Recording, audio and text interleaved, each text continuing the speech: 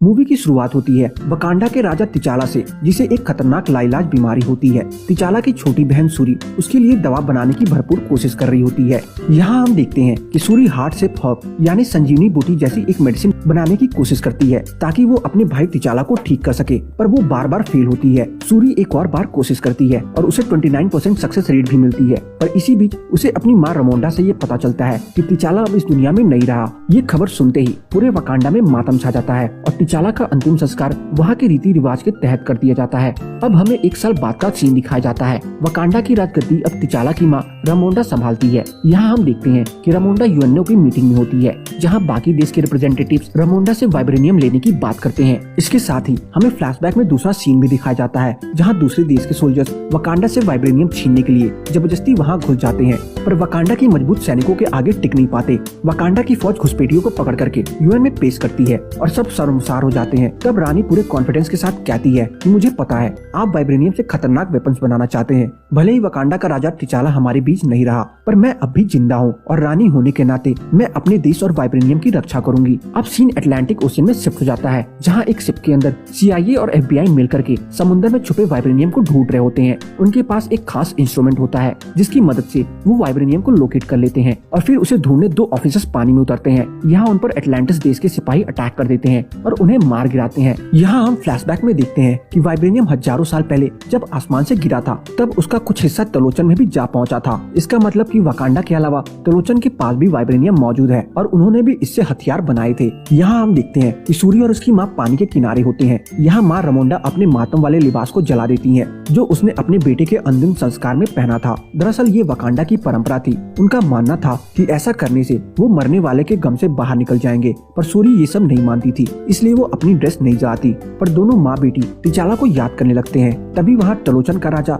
Namor आ जाता है और वो कहता है कि जब से तिचाला ने दुनिया की तरफ दोस्ती का हाथ बढ़ाया है, लोगों को वकांडा और उसके वाइब्रेनियम के बारे में पता चल चुका है और वो उसे पाना चाहते हैं। और वाइब्रेनियम टलोचन के पास भी है, जिसकी वजह से हमारे देश पर भी खतरा मंडराने लगा है। निमोर कहता है कि एक अमेरिकन साइंटिस्ट ने वाइब्रेनियम ढूंढने वाला इंस्ट्रूमेंट बनाया है, जिसकी वजह से उन्हें जल्द पता चल जाएगा कि वकांडा के अलावा टलोचन के पास भी मेटल है, तो क्यों ना टलोचन और वकांडा एक होकर के पूरी दुनिया को खत्म कर डाले, इससे पहले कि दुनिया उन्हें खत्म कर दे। रमोंडा कहती है कि वकांडा शांति पसंद करता है और दुनिया तबाह नहीं करना चाहता। इस पे निमोर कहता है कि ठीक है, फिर आप उस साइंटिस्ट को हमारे हवाले कर दीजिए ताकि हम उसे मार दें और दोबारा कोई वाइब्रेनियम डिटेक्टर ना बना पाए, वरना मैं 1 हफ्ते बाद अपनी पूरी फौज लेकर आऊंगा और वकांडा पे हमला कर दूंगा। इसके बाद वकांडा की क्वीन रमोंडा जनरल को उस साइंटिस्ट को ढूंढने का काम सौंपती है। जनरल सूरी को भी साथ चलने की बात कहती है। पहले तो रमोंडा मना करती है, पर बाद में मान जाती है। सूरी और जनरल साथ में साइंटिस्ट की तलाश करने अमेरिका निकल पड़ते हैं। यहाँ दोनों उस साइंटिस्ट को ढूंढने में कामयाब हो जाते हैं। साइंटिस्ट का नाम रीरी होता है। वो एक 19 साल की कॉलेज स्टूडेंट होती है। रीरी का दिमाग इतना तेज था कि वो अपने और अपने दोस्तों के कॉलेज ग्रेड्स के डेटाबेस तक पहुँच करके उन्हें बढ़ा देती है। हमें ये भी पता चलता है कि CIA भी इन्हीं लोगों के पीछे पड़ी होती है और वहाँ उन्हें पकड़ने आती है। तभी रीरी अपना आयरन सूट पहन करके वहाँ से भाग जाती है। सूरी और जनरल भी रीरी की बाइक और कार लेकर फरार हो जाते हैं। रीरी CIA के ड्रोन पर हमला करने आसमान में बहुत ऊपर चली जाती है। तभी उसका सूट ठंडा पड़ने लगता है और होश खोने की वजह से वो पानी में गिरने लगती है। तभी लकली वो संभल जाती है। इसके बाद ये तीनों CIA से तो बच जाते हैं, पर तलोकन के सोल्जर्स उन पर हमला कर देते हैं। ये तीनों उनका जमकर मुकाबला करती हैं, पर क्योंकि तलोकन के सोल्जर्स की तादाद उनसे ज्यादा थी, वो सूरी और रीरी को बंधक बना करके ले जाने में कामयाब हो जाते हैं। इसके बाद जनरल वकांडा आकर के ये खबर रमोंडा को बताती है। रमोंडा पहले ही बेटा खो चुकी थी और अब बेटी को नहीं खोना चाहती थी। इसके बाद रमोंडा अपनी एक्स कमांडर नाकिया के पास जाती है, जो पहले बहुत सारे सीक्रेट मिशंस कर चुकी थी। रमोंडा कहती है कि निमोर हमारी जानकारी के बिना सिक्योरिटी से बच करके पानी के रास्ते हम तक पहुंचा और हमें धमकी भी दी और अब उसने रीरी और सूरी को बंधक बना लिया है। तुम ही वकांडा की आखिरी उम्मीद हो जो वकांडा को बर्बादी से बचा सकती है। सूरी और रीरी को तलोचन में बंधक बनाए जाने के बाद वहाँ का राजा निमोर सूरी को अपनी कहानी सुनाता है। वो बताता है कि करीब 450 साल पहले उसकी राज्य में गरीबी और भूखमरी फैल गई थी। लोग भगवान से प्रार्थना करते हैं, तब भगवान उन्हें एक ताकतवर जड़ी बूटी का सपना दिखाते हैं। तब उस वक्त के एक वैद्य ने पानी में जाकर वो जड़ी बूटी निकाली और सबको खिला दी, जिसके बाद सब लोग नीले पड़ गए और जमीन पे गिरने लगे और पानी को तरसने लगे। पानी में जाते ही वो नॉर्मल हो गए। इस जड़ी बूटी को नेमोर की माँ ने भी खाया था और वो तब नेमोर के साथ प्रेग्नेंट थी। नेमोर की माँ उसे पानी में जन्म देती है, पर नेमोर के पास स्पेशल पावर्स थी। वो पानी के साथ जमीन में भी रह सकता था। उसके पैरों में पंख भी थे। नेमोर की माँ उससे कहती है कि वो दोबारा जमीन देखना चाहती है और अगर ना देख पाए तो मेरे मरने के बाद मुझे जमीन में ही दफना देना। इसके बाद जब नेमोर की माँ मर जाती है तो वो अपनी माँ को जमीन में दफन करने के लिए अपने पुराने गाँव लौटता है। यहाँ वो देखता है कि उनकी जमीन पर कुछ स्पेनिश लोगों ने कब्जा कर लिया होता है और वो लोग नेमोर पे भी हमला करते हैं। इसके बाद नेमोर गुस्से में सारे लोग को मार देता है और सब कुछ जला देता है। सूरी को समझ आता है कि नेमोर हमेशा से जमीन के लोगों से नफरत नहीं करता था।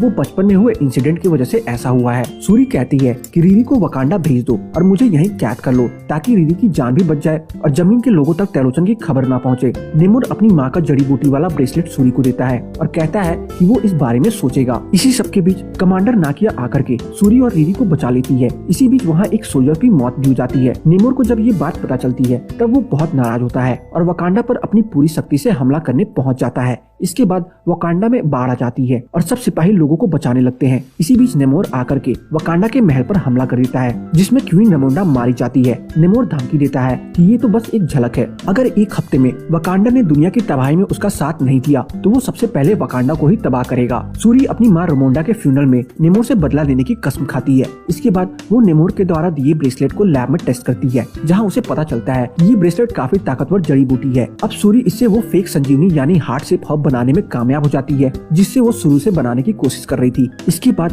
वो उसे अपने भाई टिचाला के डीएनए के साथ मिक्स करके पी लेती है और उसमें ब्लैक पैंथर जितनी ताकत आ जाती है। दरअसल ब्लैक पैंथर बनने की ये रीत थी कि ब्लैक पैंथर हर्ब्स को पीने के बाद इंसान को अपने पूर्वज दिखते हैं और जो भी पूर्वज उसे दिखता है उसमें वैसी ही क्वालिटीज आती हैं। सूरी को लगता है कि उसे अपने माँ बाप या भाई दिखेंगे, पर उसे सपने में किलमॉन्गर दिखता है जो कहता है कि तुम्हारे अंदर गुस्सा और बदले की भावना थी इसलिए तुम्हें मैं दिखा। टिचाला जैसे दयालु नहीं बल्कि मेरी तरह गुस्सैल और बदला लेने वाली हो। इसके बाद वो गुस्सा हो जाती है और होश में आकर के अपने लिए ब्लैक पैंथर सूट बनाती है। इसके बाद रीडी और बाकी लोग भी जंग के लिए तैयार हो जाते हैं। सूरी को इतना तो पता चल गया था कि तेलोचन के लोग गर्मी और सूखे से कमजोर पड़ जाते हैं। इसके बाद वकांडा और तेलोचन के बीच खतरनाक जंग होती है। सूरी नेमोर को अपने साथ रेगिस्तान में ले जाती है जहाँ नेमोर कमजोर पड़ने लगता है, पर फिर भी वो सूरी का जमकर मुकाबला करता है और अपने जड़ी बूटी वाले हथियार को सूरी के आर पार कर देता है। पर सूरी फिर भी टिकी रहती है और अपने वाहन जिसमें वो नेमोर को लाई थी उसे ब्लास्ट कर देती है जिससे नेमोर और कमजोर हो जाता है। सूरी उसका वेपन लेकर के कहती है कि या तो हार मान लो या मर जाओ। सूरी उसे समझाती है कि अगर जंग नहीं रुकी